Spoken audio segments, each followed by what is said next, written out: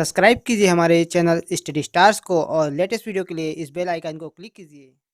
Hello student, मैं दीपेश केसरवानी आपको अपने इस यूट्यूब चैनल स्टडी स्टार्स में छत्तीसगढ़ से संबंधित वीडियो प्रोवाइड करता हूं।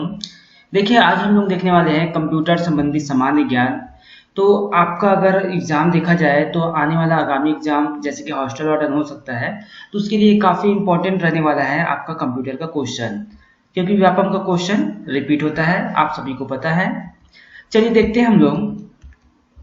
क्वेश्चन नंबर फर्स्ट है, किसी कंप्यूटर को स्विच ऑन करने पर सर्वप्रथम कौन सी मेमोरी क्रियाशील होती है?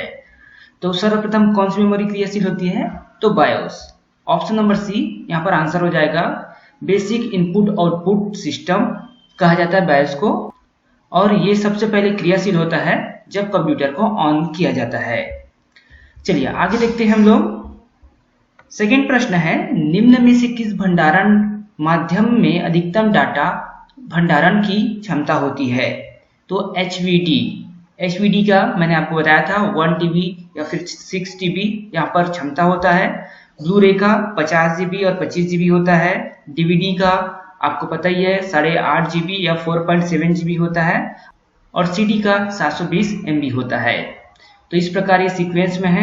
HVD सबसे ज्यादा, ब्लू-रे सेकेंड में, फिर DVD, फिर यहाँ पे CD।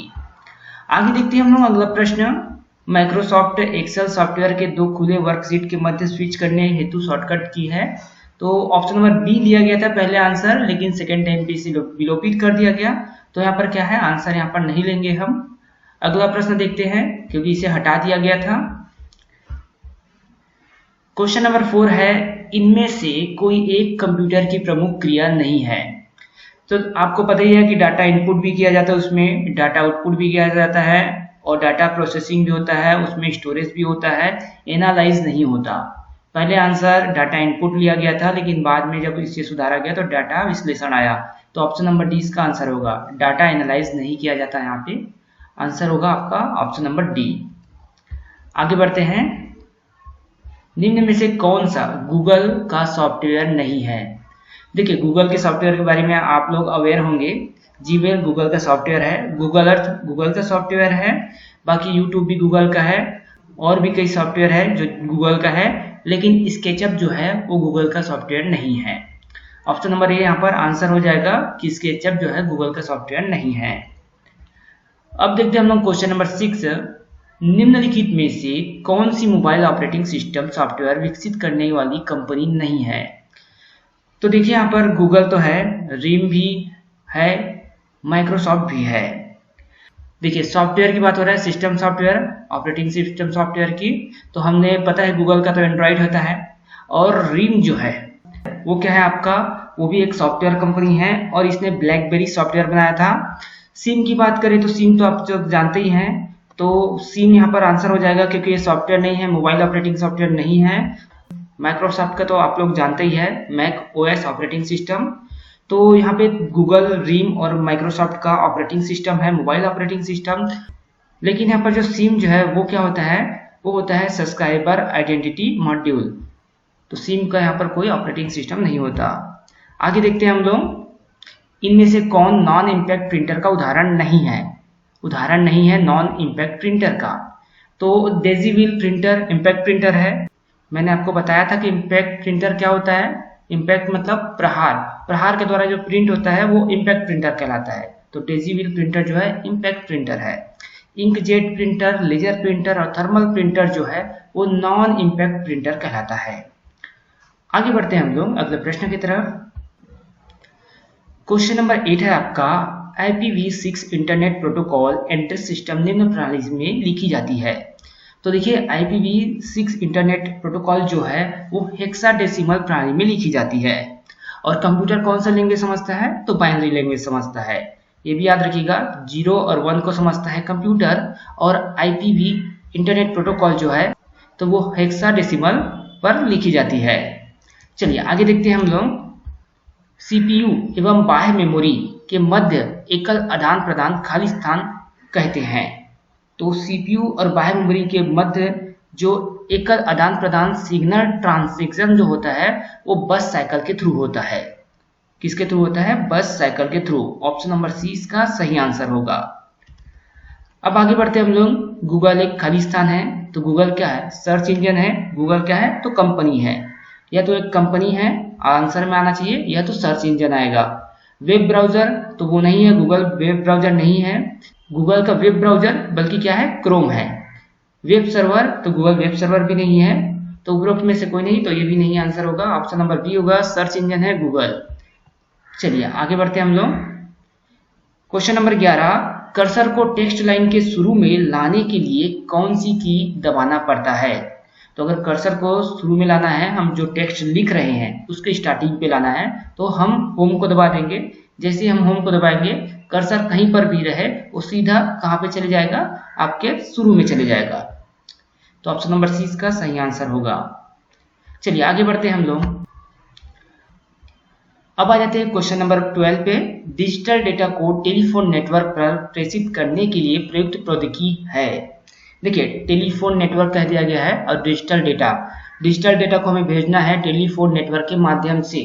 तो देखिए ये प्रौद्योगिकी कहलाती है डीएसएल, जिसका फुल फॉर्म होता है डिजिटल सब्सक्राइबर लाइन, जो क्या करता है?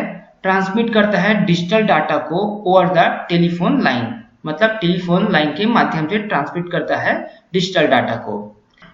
और राउटर के बारे में आप सभी को पता ही होगा, ये क्या करता है? नेटवर्क को फैलाने का कार्य करता है। ब्लूटूथ तो हर कोई जानता है, सबके मोबाइल पे होता है। और ASL ये कहलाता है एक्टिव सर्विस लिंक, जो क्या होता है? कंप्यूटर नेटवर्क से संबंधित है। चलिए आगे बढ़ते हैं हम लोग। सर्वोत्तम ग्राफिक बनाई जा सकती है। तो सर्वोत्तम किस्म की जो ग्राफिक बनाई जाती है वो प्लाटर के माध्यम से बनाई जाती है, तो प्लाटर के द्वारा। Option number C. देखिए ये जो क्वेश्चन मैं आपको बता रहा हूँ, ये क्वेश्चन बार बार रिपीट होते हैं एग्जाम में। ये पहली बार नहीं है जो एक क्वेश्चन पूछा गया है, हमने और भी क्वेश्चन पेपर सॉल्व किए हैं, उसमें भी आपको एक क्वेश्चन देखने को मिलता है। अब देखते हैं, ऐसा कंप्यूटर वायरस जो स्वतः दूसरे कंप्यूटर प्रोग्राम में जुड़ जाता है उसे कहते हैं, तो वो कहलाता है ट्रोजन हॉर्स वायरस। वायरस के बारे में आप लोगों ने पढ़ा ही होगा। और ट्रोजन हॉर्स वायरस जो है ऐसा कंप्यूटर वायरस है या फिर कंप्यूटर प्रोग्राम है जो स्वतः ही दूसरे कंप्यूटर प्रोग्राम से जुड़ जाता है। आगे बढ़ते हैं हम लोग। देखिए क्वेश्चन नंबर 15 है, दूसरे यूजर द्वारा अपनी गलत पहचान देकर एक कंप्यूटर यूजर की गुप्त इंफॉर्मेशन प्राप्त करना कहलाता है। देखिए कंप्यूटर यूजर क्या है? अपना गलत पहचान भी दे रहा है और गुप्त इंफॉर्मेशन भी यहाँ पे चुरा रहा है, तो यहाँ पर क्या हो जाएगा? फिशिंग हो जाएगा। वहीं पर अगर कोई कंप्यूटर यूजर जो है वो अपना पहचान गलत देता और उससे क्या है? पर्सनल डाटा मांगता, जैसे कि आपने देखा होगा कि कोई मेल आता है उसमें आपसे कुछ पर्सनल जानकारी मांगी जाती है, तो वो कहलाता है स्पूमिंग। और यहाँ पर क्या बोल रहा है? एक गुप्त इंफॉर्मेशन प्राप्त करता है मतलब चुराता है, तो वो क्या कहलाता है? फिशिंग कहलाता है। स्पैमिंग की बात करें तो स्पैमिंग क्या होता है? Unwanted mail. जब कोई अनवांटेड मेल आता है जिससे हमें कोई रिलेशन नहीं है, हमारा कोई मतलब नहीं है, वो मेल जो है स्पैमिंग मेल होता है। वो आपको स्पैम बॉक्स में दिखेगा। जब आप मेल आईडी ओपन करेंगे अपना, तो उस पर स्पैम पे जाएंगे तो आपको अनवांटेड मेल दिख जाएंगे। बगिंग क्या होता है? तो कंप्यूटर सॉफ्टवेयर में जो एरर होता है वो बगिंग होता है। ऑलरेडी हमने सब चीज के बारे में पढ़ा हुआ है, अगर आपने नहीं पढ़ा है तो आपको ये जानकारी यहाँ से हो गई होगी। बगिंग क्या कहलाता है? कंप्यूटर सॉफ्टवेयर में एरर होता है, उस एरर को ठीक करना ही क्या कहलाता है? बग को फिक्स करना। चलिए आगे बढ़ते हैं। अब देखिए क्वेश्चन नंबर 16 है, इनमें से कौन सा वेब ब्राउजर नहीं है? अब हमें बताना है वेब ब्राउजर नहीं है, तो ओपेरा मिनी आप सभी को पता है कि वेब ब्राउजर है, फायरफॉक्स भी वेब ब्राउजर है, इंटरनेट एक्सप्लोरर तो ये भी वेब ब्राउजर है, और उबंटू जो है वो क्या है? आपका ऑपरेटिंग सिस्टम है। तो ऑप्शन नंबर डी जो है क्या हो जाएगा आंसर? वेब ब्राउजर कौन नहीं है? तो उबंटू। आगे बढ़ते हैं question number 17, CPU micro processor बनाने हेतु निम्न में से किसका उपयोग किया जाता है? तो ऑप्शन नंबर सी सिलिकॉन का। सिलिकॉन के माध्यम से हम लोग क्या करते हैं? सीपीयू माइक्रो प्रोसेसर का निर्माण करते हैं। आगे बढ़ते हैं हम लोग। TIFF का पूर्ण रूप है, तो देखिए ये क्या है? एक इमेज का फॉर्मेट है टिफ जो है, और इसका फुल फॉर्म क्या होता है? Tagged image file format. Tagged image file format इसका फुल फॉर्म होता है। तो व्यापम का अगर आप एग्जाम दे रहे हैं तो आप डेफिनेटली याद रखिए कि एक तो फुल फॉर्म आना ही आना है, तो इस तरह आप सभी फुल फॉर्म जरूर याद रखिएगा। क्वेश्चन नंबर 19 देख लेते हैं हम लोग। VGA का पूर्ण रूप है। अब ये क्वेश्चन इतने बार रिपीट हुआ है कि मैं क्या बताऊं। आप इसे आज जरूर याद रखिएगा, वीडियो ग्राफिक्स एरे। जनरली ये क्वेश्चन हमेशा एग्जाम में पूछा ही जाता है, तो इसे भूलना ही नहीं है आपको। वीडियो ग्राफिक्स एरे जो है वो VGA का पूर्ण रूप है। इनमें से कोई एक ऑपरेटिंग सिस्टम नहीं है। ऊपर अभी वेब ब्राउजर बोला था, अब यहाँ पर बोल रहा है कि ऑपरेटिंग सिस्टम नहीं है। तो विंडोज 7 क्या है? ऑपरेटिंग सिस्टम है। क्रोम क्या है? गूगल का एक वेब ब्राउजर है, तो क्रोम है वेब ब्राउजर। विंडोज विस्टा क्या है? तो वो विंडो का आपका ऑपरेटिंग सिस्टम है। यूनिक्स क्या है? तो ये तो आपका ऑपरेटिंग सिस्टम है। कौन सा ऑपरेटिंग सिस्टम नहीं है? तो ऑप्शन नंबर बी, क्रोम। तो देखिए यहाँ पर 20 क्वेश्चन कंप्लीट हो गए, जो कि आपके CGRI 2015 में जो क्वेश्चन पेपर आया था उसमें सारे क्वेश्चन पूछे गए थे।